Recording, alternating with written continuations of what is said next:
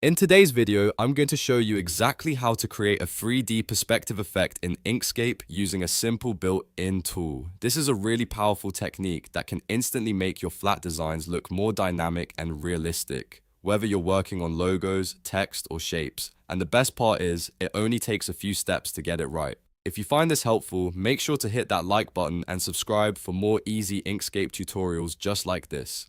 Alright, let's jump in. First, go ahead and open Inkscape and create a new document.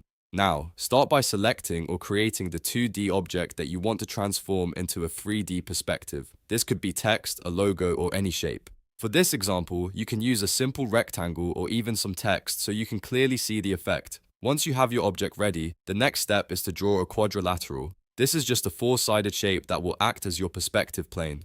To do this, select the Bezier tool or the pen tool from the left toolbar and click to create 4 points forming a shape that represents the perspective you want. For example, you can make the top side narrower than the bottom to simulate depth. Make sure the shape is closed by connecting the last point back to the first. This quadrilateral is going to define how your object is warped, so take a moment to adjust the nodes if needed using the node tool. Now comes the key step.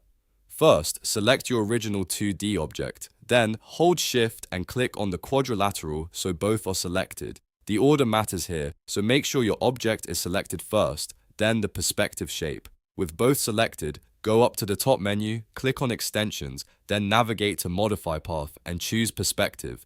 As soon as you click this, Inkscape will warp your object to match the shape of the quadrilateral, creating that 3D perspective effect. If the result doesn't look quite right, you can undo and tweak your quadrilateral shape, then apply the perspective again until you get the look you want. Small adjustments can make a big difference here. And that's it. You've just created a 3D perspective effect in Inkscape using a simple and effective method.